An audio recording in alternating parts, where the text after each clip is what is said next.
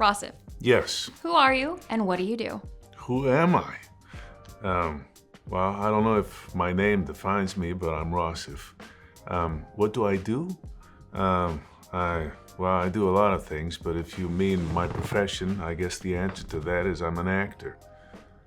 You're back as Karl Alberg in Murder in a Small Town. What kind of ride can audiences expect this season? Ride. Kind of a ride.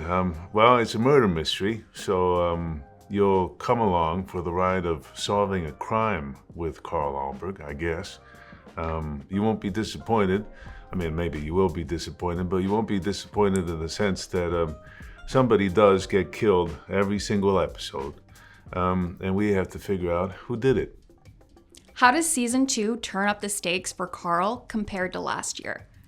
Well, turn up the stakes. I don't know about that. I mean, he still has to do his job, and people are still dying, and he's still good at it. He's got more cases to solve because he's got an expanded territory.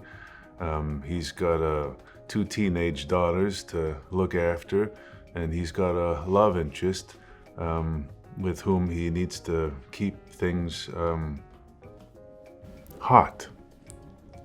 How much of yourself do you see in your character this season? Well, I don't really look at myself all that much, but if I were to look at myself, I guess I would see quite a bit of me in him and me. I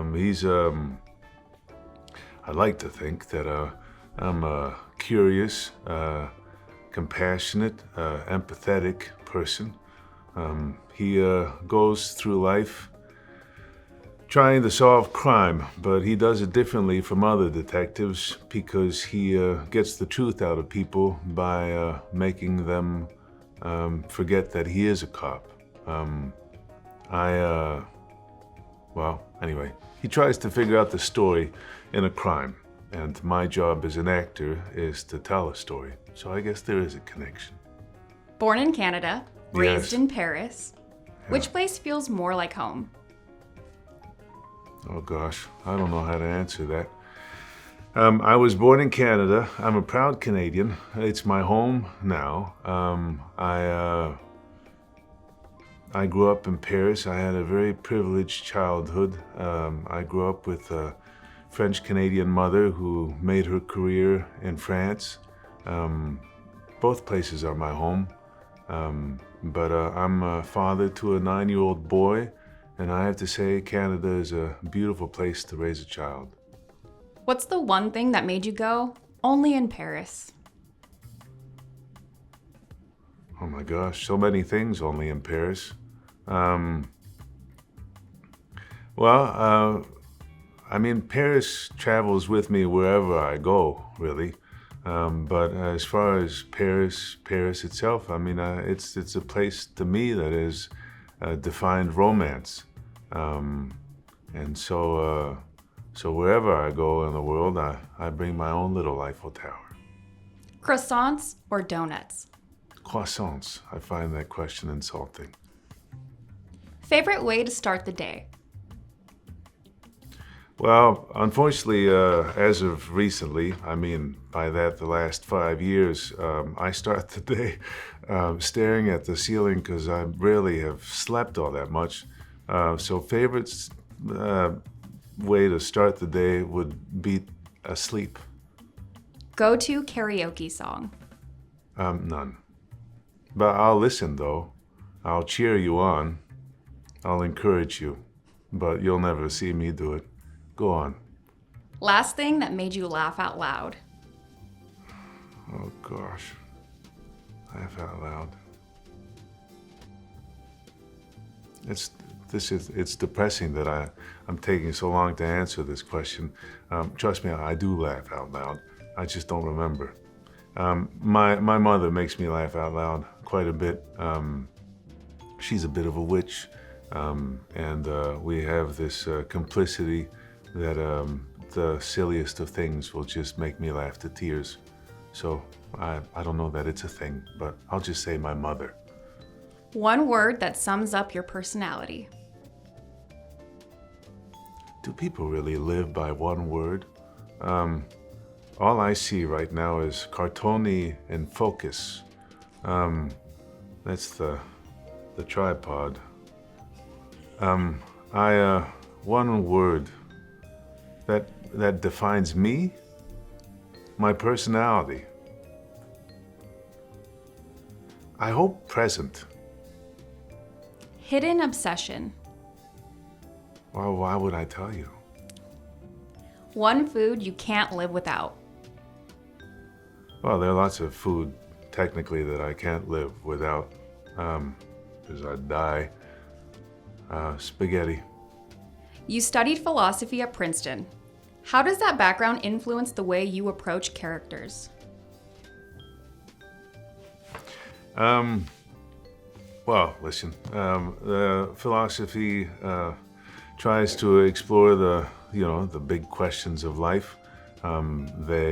We travel through this world and try and make sense of our existence, all of us. This is a universal thing. This is how we tell our stories. So, I think it answers itself.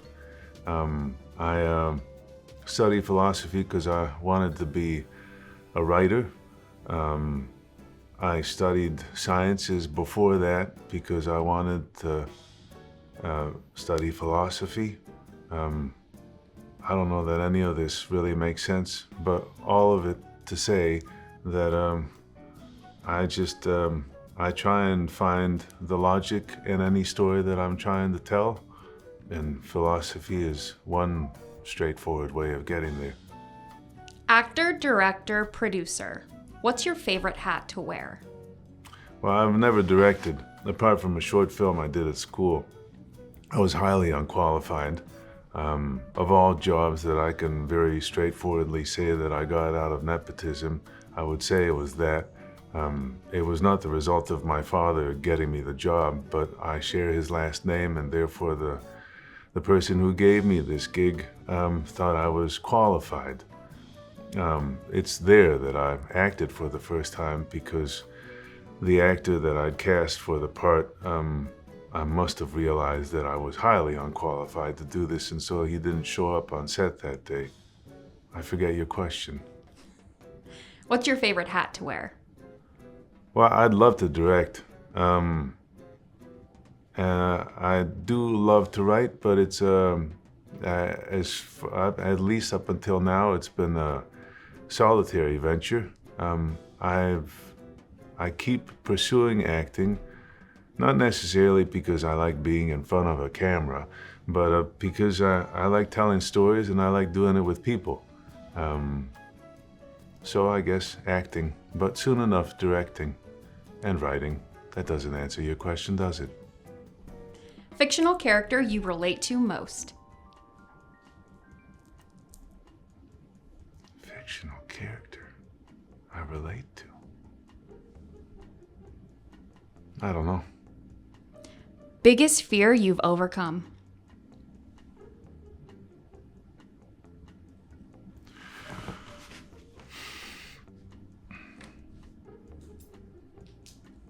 Well, there are a few. Some of them I'm just not going to share with you, but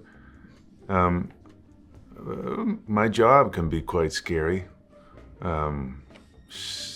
Being in front of a camera and being vulnerable and taking direction and remembering words and not being blinded by lights, and doing it day on, again and again, the marathon of it, it's quite daunting, and I don't know why. I guess I do know why. I keep showing up again and again. It is that thing of getting to work with people that I grow quite attached to. Dream, skill, or talent to master instantly. Repeat that and explain it to me. Your dream, skill, or talent you wish you could master instantly. Okay. To play instruments instantly. I'm ready to put in the work, but sure, if you want to give it to me right away, I'll take it.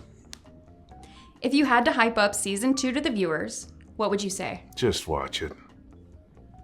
What's your rating of The Sit? The what?